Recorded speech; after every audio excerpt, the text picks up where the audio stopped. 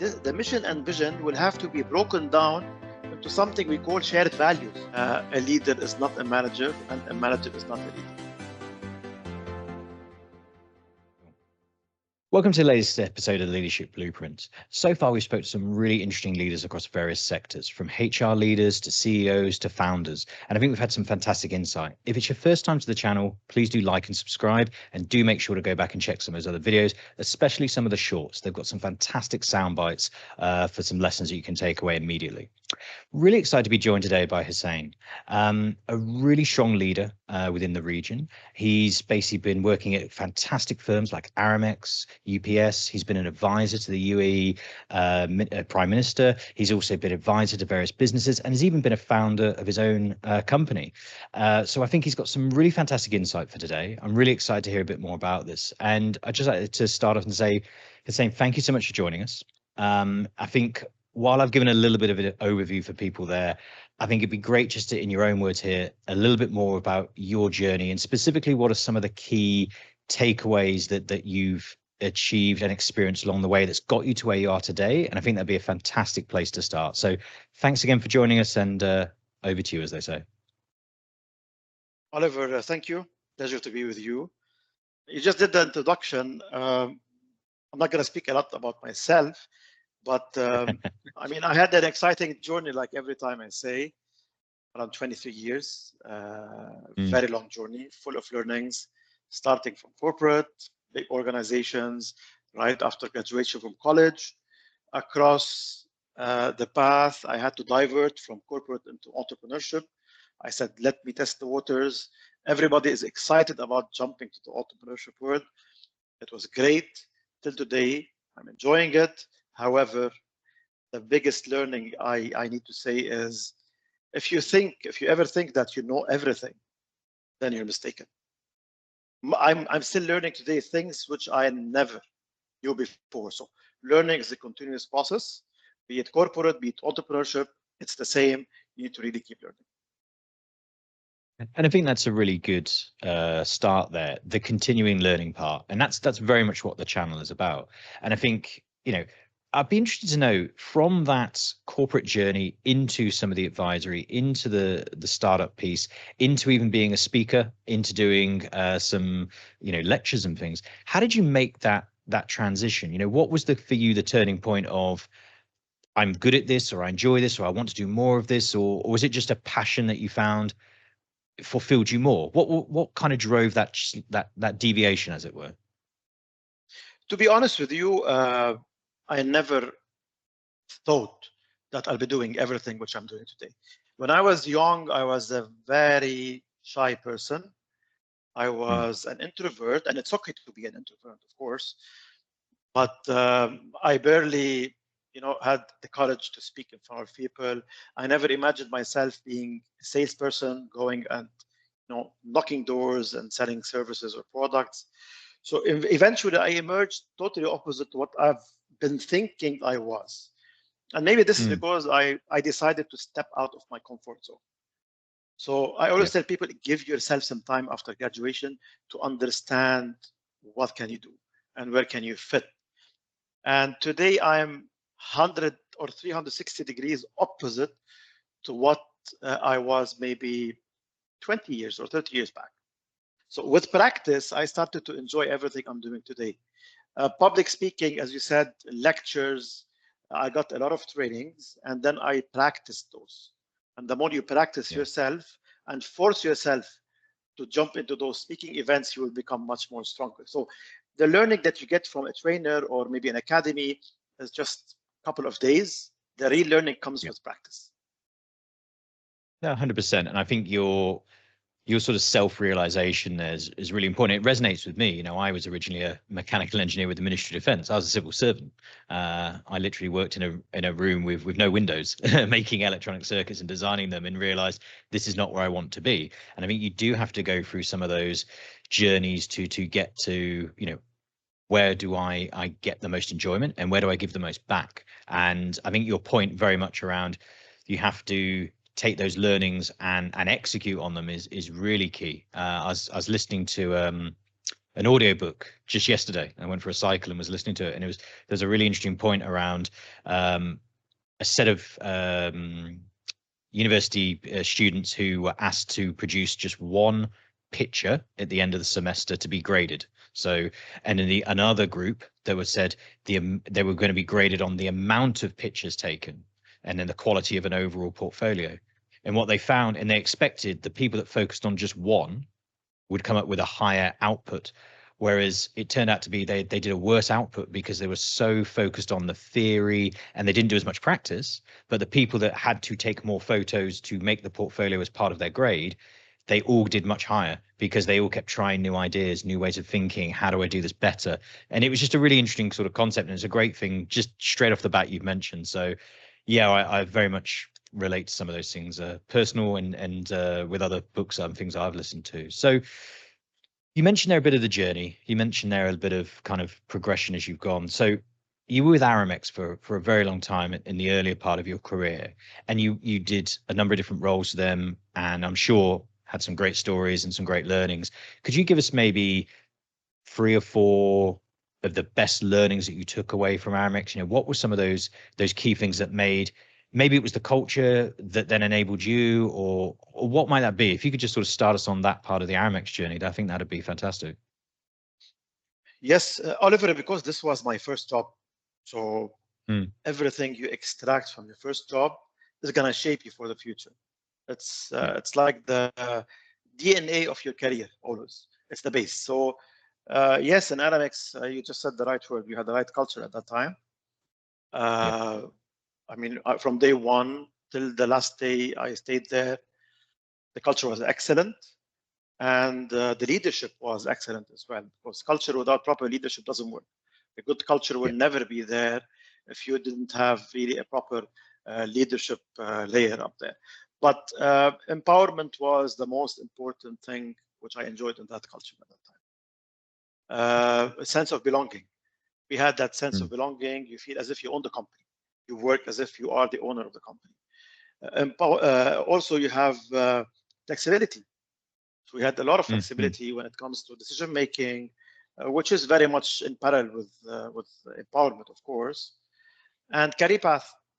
And I grew from scratch. I started as a junior salesperson back in Lebanon, and I ended up by leading a big region before I left. So I think these 4 things are the key things that are very important in a corporate culture, especially if it is your first job. And in taking some of that, the key underlying bit that went throughout your career with Aramex and Aramex as a company itself was the transformation piece. Was there a key skill, learning piece of the business, piece of yourself that enabled you to navigate that transformation more effectively? You know, looking back, is it, I'm really glad I did this because that really helped? Yes, the most thing that I'm proud of until today, I still speak about it, or even be proud of it, is growing people. I had the capability and the empowerment to really grow people. And growing people sometimes is very difficult if there's bureaucracy in the organization. Even if you are a senior leader, you will not be able to open and draw their path. Luckily, I was able to lead a lot of people who started in a very junior positions. And today, if you look at them, still there. I left and they're still there. They grew, they become GMs, directors, senior executives, and they are performing perfectly well. I think this is something I personally feel it's a great stamp, which you can leave behind you, because everything else is really an accessory, as I say. Yeah, and I think it's always a great legacy in a way. You know, you are imparting that knowledge onto others. If you were to look at then taking that part of the career, the leadership lessons you learned then to further on in the career, leadership lessons you've learned since, are there leadership lessons that maybe today you didn't know then that you would tell a younger self, maybe I could do this in a different way? Or I'm just intrigued because you've like you said, you imparted a lot of knowledge, people did very well, you've now gone on to other bigger and better things. Are there new things that you would have telling a younger individual, a younger you, maybe do this a bit differently? I won't say doing it myself. I would say maybe guiding people to do it in a different way. Because I worked with great leaders, and also I was subject to sometimes mediocre leaders, if I'm allowed to say that. That's a very acceptable word. And I hated the way they led me. So I wish I can go back to them today and say, you could have done this. And when we say this, I mean key things like servant leadership. Servant leadership is something which people very much underestimate. It's never about serving a coffee or a tea for you people, although you have to do that. It's fine. It's very fine. Yeah. It's much more of being an empathetic leader, a compassionate leader, while being, of course, serious and strict when it comes to performance. But you don't want to be that a tough, toxic, or arrogant leader who, when people leave, they never want to remember you. So I wish I can go back to those leaders today and tell them, you know what, I wish you led me in the way I wanted so that I can remember you, as you just said, as part of the legacies that you may have left in your careers. That's a nice way to look at it. And is there, if you were to have that conversation, imagine you were able to speak to this person, is there and this is more for imparting knowledge onto our listeners. This is not, there's a little bit of self-reflection here, but it's more advising somebody. If somebody right now has a toxic boss, a difficult situation, what would be maybe your 1, 2, 3 things that you would say, look, try and approach it in this way, try and, document ABC, try and think about it in this way, speak to somebody outside of it, go through these steps so that when you go and have that conversation, you're going in to try and come up with a solution together. You're not just going in to moan, because what's going to come out the other end of it? Is there a couple of examples you could give people for that? Because I think it's really good as well to hear about yourself, but also to try and, give the listeners a few little takeaways for themselves that they themselves can learn from and develop as well. Definitely. I always say, even a toxic boss is a human. So at least they have the minimum number of emotions that can be triggered in a way or another, while using your emotional intelligence as an employee to approach that boss. Many bosses, by the way, and I saw it a lot, no matter how much they are strict and toxic, they have that ego which wants them to feel that people want their support. One of the toxic bosses, once I saw him telling his people, I want to be your mentor. All right. So they want attention sometimes rather than only being feared. So I always tell people, when you have a toxic boss, never quit the job because of that boss, because you cannot break your career because of one person. You may quit your job if you exhaust all the efforts before quitting. And the first thing is you need to sit with that person one-on-one. And I always prepare outside the office on a casual talk in a coffee shop. If he or she are your direct boss, then they will accept to see you outside. When you sit with them, you need to start by first telling them about the learnings that you learned from them, and when it comes to work. And then you highlight the weakness or the areas of improvement. But you know what? The way you're treating me is unfair. I'm not getting what I want. I'm being very much stressed. And mental wellness is part of the organizational strategy. So when you trigger into those, that boss will, maybe they did not think about it. Maybe they treat you badly because they're so busy, they're under pressure. When you sit outside the coffee shop and you open your heart, as we say, to that boss, if it works, perfect. If it doesn't work, it means this person is not even worth to work with. So you don't need to do anything extra with that person. You may need to go to your HR and say, you know what, I cannot continue like that. You move me to another department, or you will lose me as a talent. Okay, people are afraid of doing this. The first step I told you, it's not risky. It's something very natural. You just need to have the confidence, not the courage. Courage is needed when you are saving your life. Confidence is required when you are trying to say something which you have to say.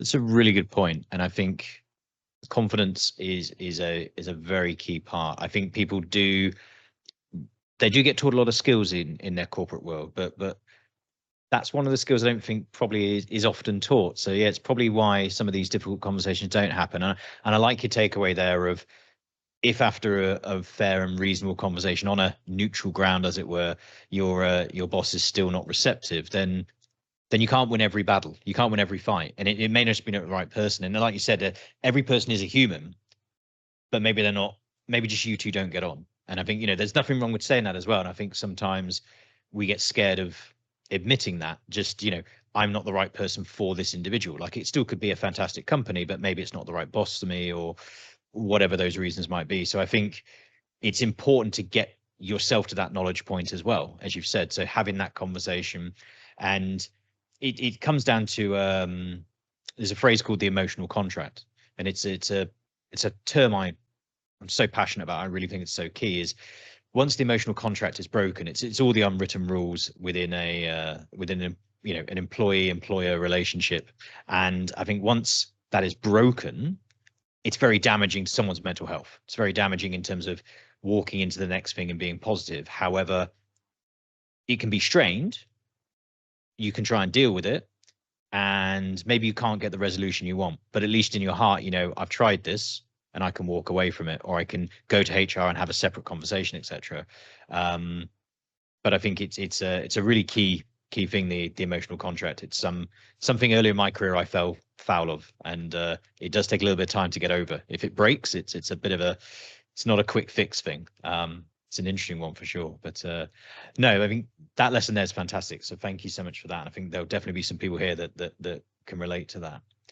So in terms of then, after Aramex, you've gone on to other companies like UPS. You've then gone on to advisory roles, board member seats, and so some of those are where you're imparting knowledge on future trend organizations, maybe things slightly outside of your comfort zone and things. How have you kind of gone and approached some of those different setups? Because you've gone from the corporate world where you're sort of in your comfort zone. You know what you're doing. You're pushing yourself. You're driving the team. Everyone's coming along on your vision. You're then looking at these different types of roles, which are requiring different skills from yourself. How did you make that leap into that position and get yourself into that space? Because everyone always asks, what's the difference? How do I make that leap? What should I develop in myself to go from just the MD, the CEO, to that non-exec director, that advisory board role, that lecturer? Oh, I've always wanted to do that, Oliver. What should I do? What would you say to somebody like that? If somebody said to you today, I'm currently here and I want to be there, I'd like to emulate some of the things you've done, in that piece after the UPS, what would you say is, these are some of the things you need to look at yourself and say, are you doing A, B, C? Are you strong in X, Y, Z? What would some of those be? I think the first question you need to ask yourself, am I ready to do that? What is the level of readiness for you? Me moving, let's say, to UPS, which was by that time it was an $80 billion company, and I'm sure it's now more, with a very big responsibility of several countries in a multinational, which is totally different than working and focusing on another region and previous companies. I asked that question myself. Am I ready for this move? Am I ready for the challenge and the opportunity and maybe the different culture that I'm entering in? When I had my self-answer, which was yes, why not? I can do it. And I calculated what can be the obstacles there, and I'm ready to handle them. Then I said, you know what? Yes, I'm going to make that. Although maybe I had different opportunities at that time, but I calculated all my steps. You need to calculate every single step. You cannot take an uncalculated decision just because I want to go into a multinational, because the moment you fail there, fail in terms of performance, you'll burn your profile forever. Speaking the same thing. Speaking, as I told you in the beginning, I wasn't anytime ready to speak on stage when it comes to ready. And then I started to put myself on stage and try my luck. And I told you before this episode, I don't prepare. I mean, this content which we're talking about, I never prepared for, and you did not really give me the questions to memorize them. As long as I'm confident, 100%. confident what I can speak about, it's all about confidence. And your confidence will only pop up when you check out of your comfort zone. No, that's really good. And you mentioned there's something important, I think. You said, was I ready? I calculated it. How did you calculate it? Was there a process you went through? Did that change every time you had to calculate? Was it I did it once and just said, right, I'm going for it? How did you go? What were some of those steps to do some of that calculation? Yeah, I looked into the size of the opportunity. You know, let's say, for example, in Mm. my first role in Aramex, in the region itself, I had 4,000 people. Okay, Hmm. so it's an operation of 4,000 people in the region which I was handling before I left. So my next role, I mean, the number of people in that region is a fraction of the 4,000 maybe. But this one, okay, fine. From the size of the company, yes, I can do it.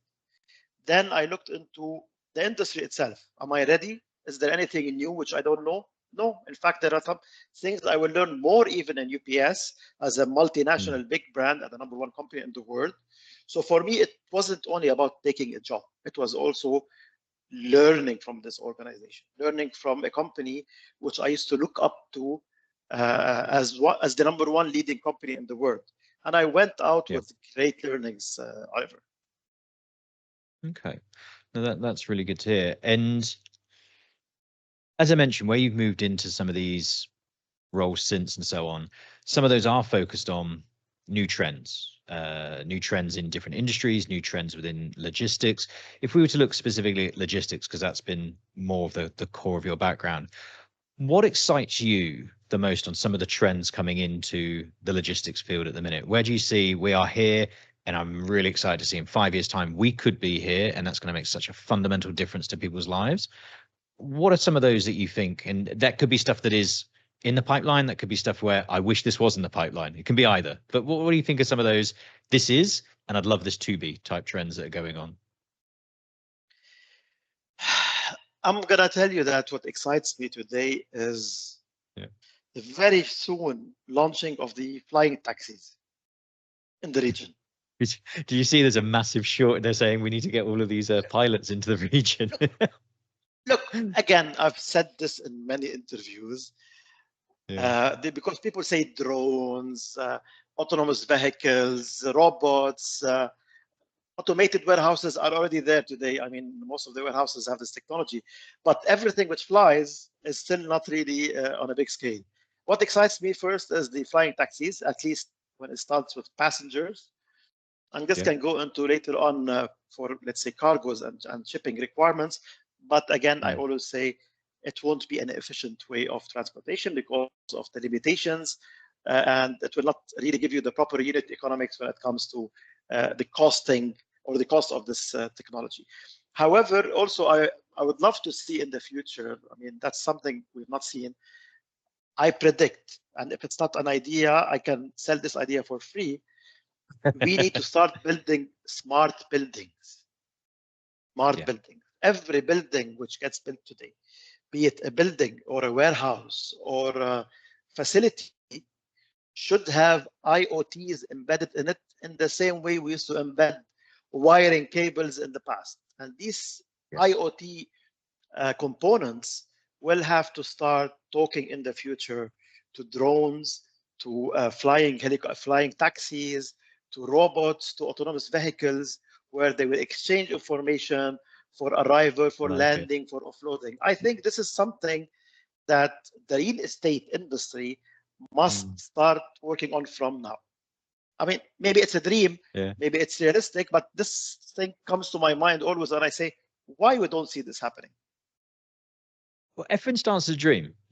Whatever's today's reality was at some point a dream. So it's got to start somewhere. And even if it doesn't end up exactly what you thought, there'll be some version of what you're thinking of now will be there, probably in the nearer than we think future. So yeah, no, that's interesting. I think at the moment we have bits of that on small scale. It's like you said, how do we actually Yes. integrate that at the build stage on a larger scale? So it's not even that big a leap, actually. It's interesting.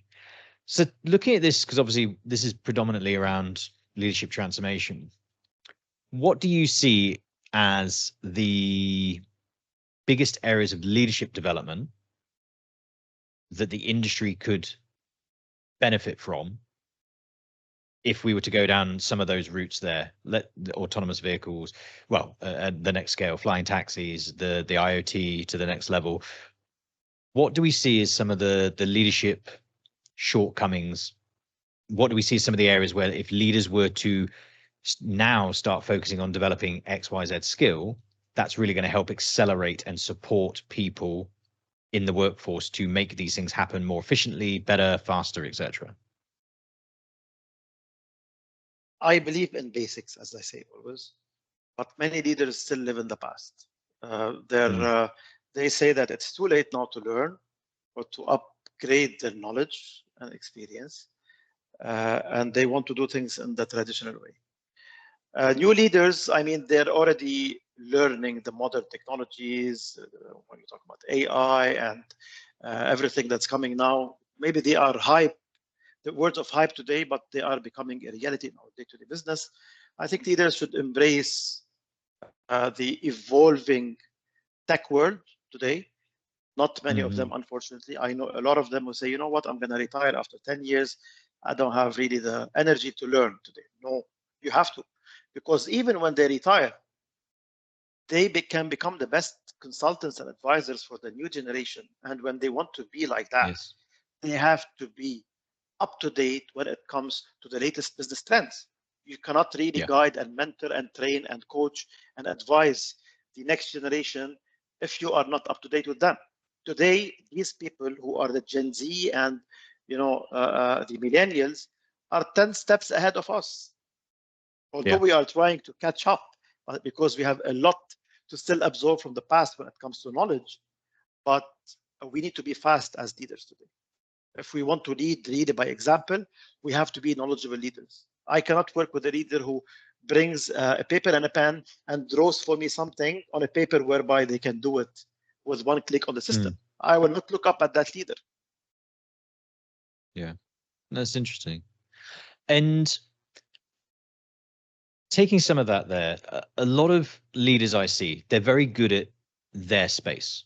They're very good at dealing with peers within, if they're a commercial background guy, they're great at speaking to all the peers within commercial and so on.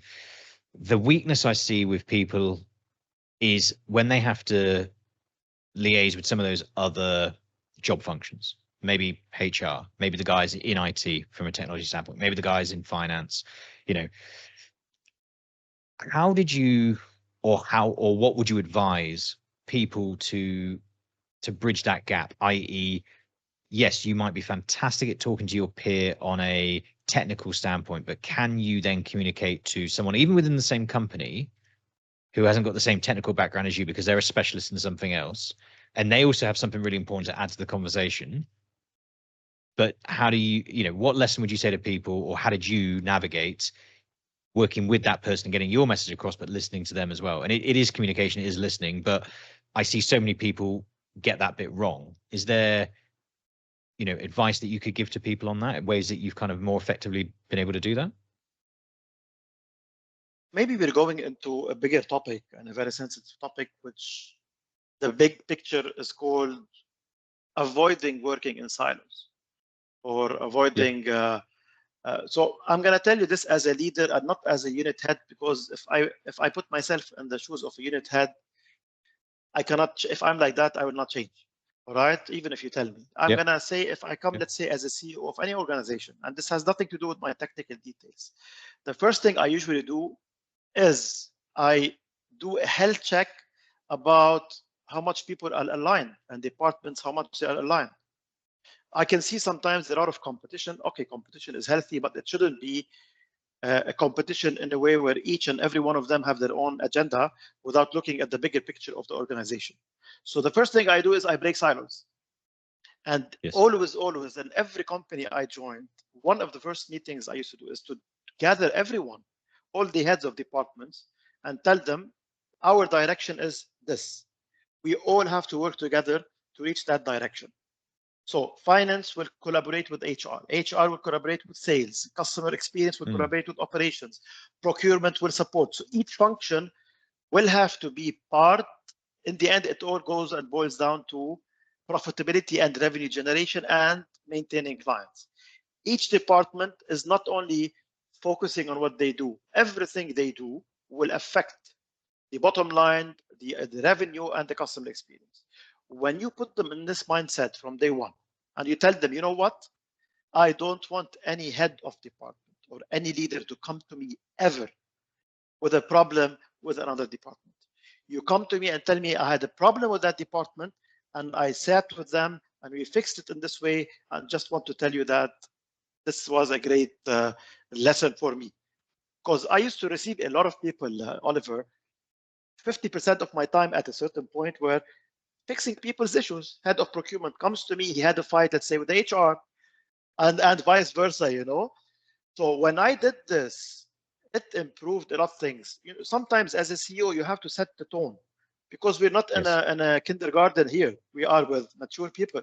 If you're not able as a leader to fix your problem with your colleague, then you are not a leader. I hope I answered your question.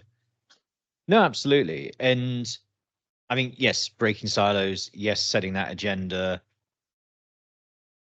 How do you, or what have been some of the techniques to align that to the mission and the vision? Because I think it's all good and well, I've come in and I'm trying to break the mold, I'm trying to break the silos. The company is still looking at profitability and customer focus and all of those things. But I find that there's regularly a disconnect between this is what we say we're doing, this is the problem we've got internally, and this is how we're trying to fix it. That's great, we're trying to fix it, fantastic. But someone on the line, we forget the mission and the vision. So we're trying to be better than we were, but we're still not all singing from the same hymn sheet. So we do better than we did, but still not good enough. Is there a way that you were able to keep that mission and vision in the focus of how we're going to try and fix this? Because that's what I find regularly is missing in the transformation pieces. One thing, Oliver, which maybe we missed to mention during the introduction, is also I'm today a partner in a company. It's called BLP, Brand Launch People, which under Brand Launch. This company, we are doing a lot of culture transformation for businesses. And what you said exactly falls under what we do. So we go into the organization, other than all the cultural aspects, and you look into the strategy of the organization and the employer branding and everything, we look into the mission and the vision. And then the mission and vision will have to be broken down into something we call shared values. If your employees today, they don't have something called shared values, which they really work towards and breathe and execute every day, you will fail. You will literally fail. Those shared values come from more of the way they behave and their attitude. And the way they behave and the way they work as well should be aligned with the mission and the vision. But mission and a vision are only considered as posters in the office if you don't communicate those, and if you as a leader, you don't walk the talk of these. If you don't walk the talk as a leader of the organization, nobody will follow. So it's good sometimes to also connect those and relate them to performance. When you say, for example, we want to be the #1 customer-centric company in the world, so you can drill down and make, let's say, the performance, the KPIs of your customer service to really reach a specific level where it will position you as the #1 in the world. Not every company does this, by the way. Yeah. No, 100%. And I think this is a very big thing where across industries, you see businesses where their KPIs are linked to performance, but performance around a positive business outcome, not performance making cash. And the two things can be very, very disjointed. And it's easy one to point at investment banking, you know, performance of make X amount of money on the share price, and then we're going to give you a very big bonus.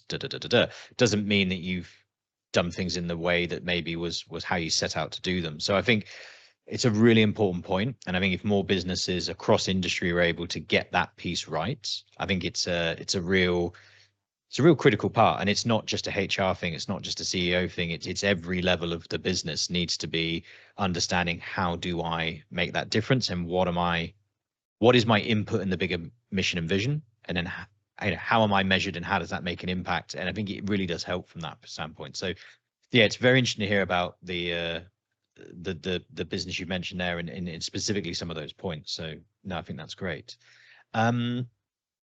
If you were to then say, take into account all of these aspects, what would then be your biggest 1, 2, 3 life lessons, leadership lessons that you've taken away from this journey so far? And you're still continuing to learn, and we all are, but looking back, A, B, C, these are things that I think if somebody listening to this could take away and listen to, these would be great for them to these are things that really help me. If it could help them, fantastic. What might those be? Number one, as I always say, leadership is not an authority. It's an inspiration. Number one. Number two, leadership is not about your title. Some people think that you are a leader because you have a big title. And number three, a leader is not a manager, and a manager is not a leader. You cannot say there's a bad leader. I mean, you cannot say a leader is a leader. You can say a bad manager, but you cannot say a bad leader, because a bad person cannot lead people, and they will never be named as leaders. So maybe these are the three key learnings I learned. That's really interesting. I'm going to go into, and this is the only bit that I said in advance. I didn't give you all the questions, but I said in advance I'd do a quick fire round. And it's a kind of a dual. It's going to give you a couple of statements and say, which is more yourself, and then the reason why. So I think this will help us then to go into a couple of little nice overflow points from here, and then we'll sort of start to move a little bit towards the end, because I could talk to you all day, but I'm conscious I don't want to take up all of your time. But in terms of from this, I'm going to fire these at you, and then at the end of these 10 questions, we'll then go, pick out one or two of them to maybe expand on a bit further and so on. So if I was to say to you, innovation or tradition, which would you go for and why? Innovation. Okay. A particular reason why? Just your mindset, your culture? I can. If you want me to answer you more than one word, I can tell you innovation while keeping the basics as well. So you build up on your traditions by innovating. Perfect. Yeah, I love that. So profitability or market share? I say both. Okay. Market share will allow you to make more profits in the future.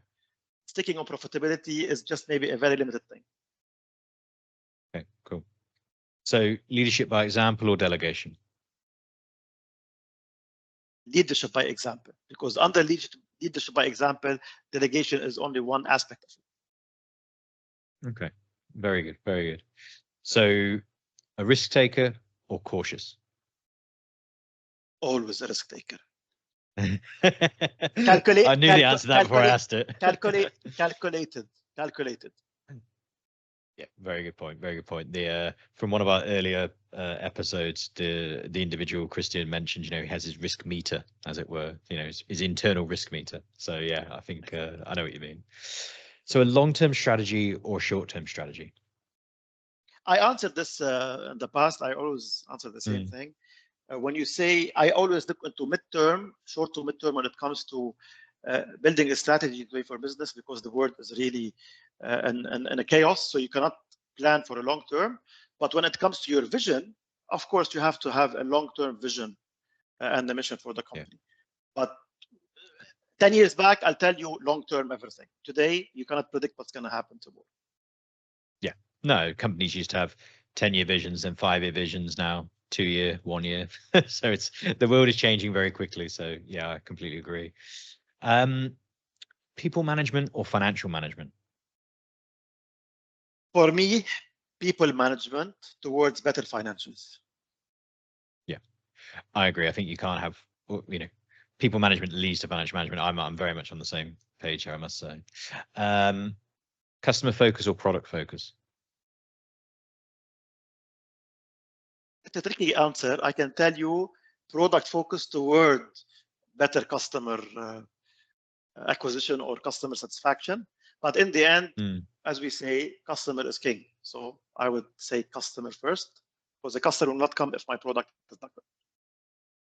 Yeah, no, I think you're right. It's it doesn't need to be 110% perfect, but they need to be happy and they want to be part of your brand and so on. So yeah, interesting. So expansion or consolidation? Look, expansion, for me, it's expansion, because consolidation may fall under expansion. I mean, today, if you want to, let's say, expand to Europe, you can acquire a big company in Europe, okay, and do a consolidation with them, and then you'll be there.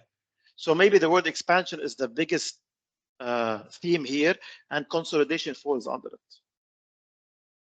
It's really interesting to hear you put that, you know, because some people do look at them as very different. I think it's very important to hear your integrated way of thinking that. So that's very interesting.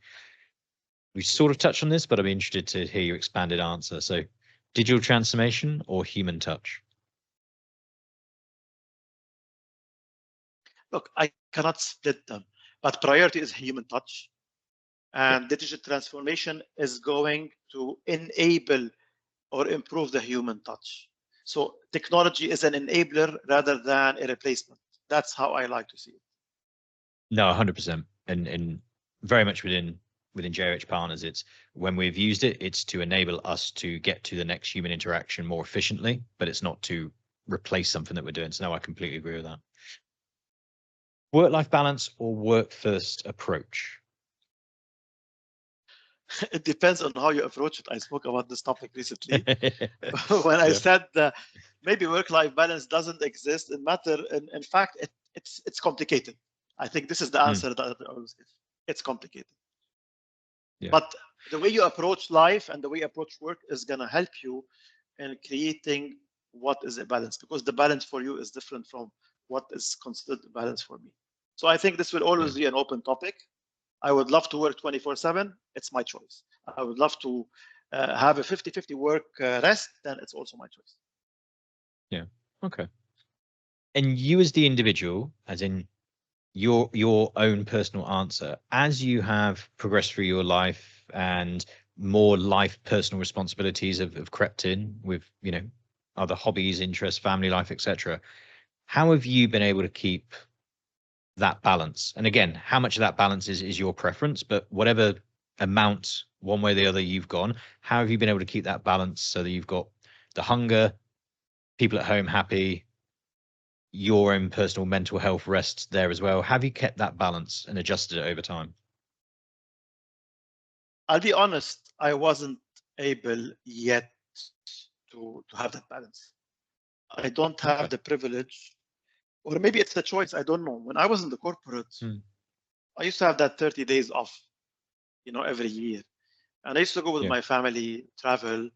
But while I am on vacation, I check my mobile, I check my emails. Maybe it's a sense of responsibility.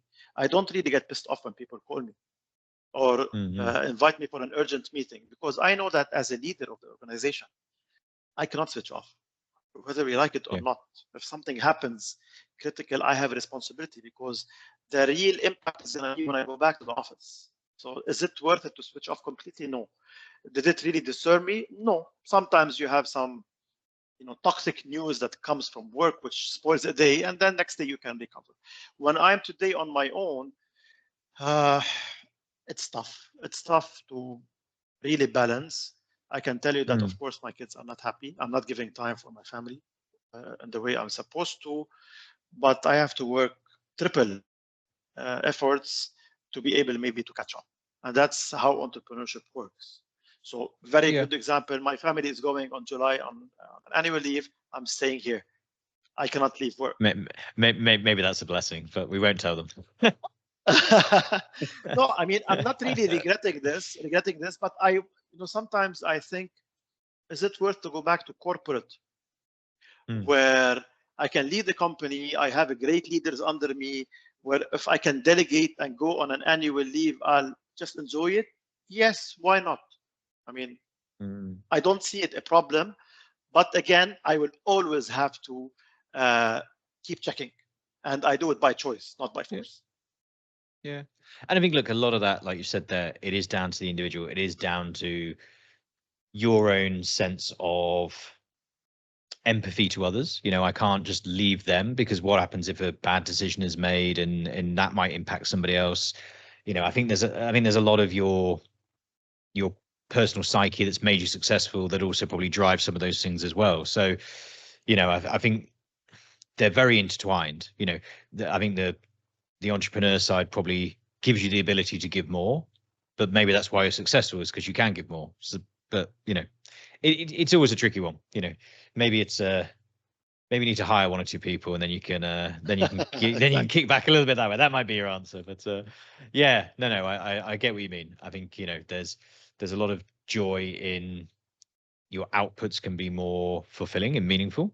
But then maybe you give too much of yourself at time as well. So I can understand what you're trying to say. Yeah. Okay. So in terms of if we were to sort of do an in conclusion, wrapping up type statement, as it were. So if we had one sort of key paragraph, summary, takeaway statement, whatever that might be, that would be for lessons learned and future forward, so you know, go one way or the other, or both altogether, so maybe two paragraphs, what might be your final sort of takeaway? If somebody took this away from today, this would be, I think, something great for them to learn from and something for them to focus on. I think those would be two great things to kind of finish up today, because it's been really enjoyable. But yeah, what might be your kind of wrapping up statements, as it were? I can tell people, again, it's a very maybe sensitive answer, but you have to balance between your passion and your financial well-being as well. When we were talking about your career and your jobs, leadership, and everything. Today, if you're not financially stable and comfortable, this is the #1 negative impact on your mental wellness. So sometimes you're a startup and you're just doing a fraction of what you used to do in the corporate. This will affect you mentally. However, never quit. Never quit. Persistence will take you everywhere you're expecting, but it's a matter of having a proper financial, as we say, what do you call the word? Runway, sorry. You have to have a proper runway to maybe experiment or take risks. If you don't have that, don't do it. If you don't have a financial cushion, don't resign from a company. Again, as we said in the beginning, if it's toxic, try to change things, fight internally in a positive manner to improve things. If you fail, then you have to think of something else. If you are a startup, again, don't quit from first 2 months for not making money. Keep pushing. In the end, you will do it. But the financial cushion, which is supporting you to be able to survive, is super important. I don't know if you agree with me on this, Oliver.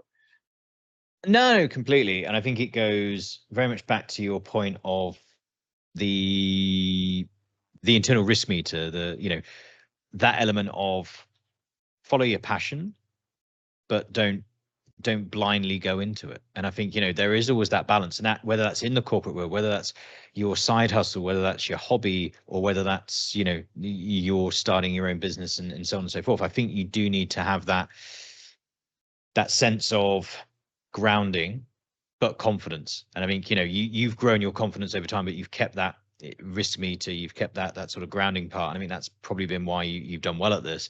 But you generally see people that haven't probably planned it out well enough, that it doesn't go right. Now, whether that's, you know, a new product launch in a big company, why did the product launch not work? Well, we made some assumptions about what the customer wanted, or we made some assumptions at the cost or the supply chain or the runtime. Well, assumptions there even within the corporate world, or, you know, vice versa in a startup. So I think it all comes back to that. Do you understand the customer? Do you understand the risk? Do you understand the vision, and then wrap passion on top of it? And then I think you're on a pretty good winner. So yeah, it's yeah, for me, look, it's been great to chat today. I think we've covered off some really good stuff. I mean, there's some really good takeaway points for some of the listeners as well, which I think is the key part of all of this. So again, from my side, look, thanks so much for joining us today. In terms of the listeners, please do like, subscribe, share this content. Let's get out to more people. And again, Hussein, thank you so much for today. And let's you and I catch up again soon in person. And thank you so much, and have a great day. And thanks, all the best. Thank you, Oliver. Thank you.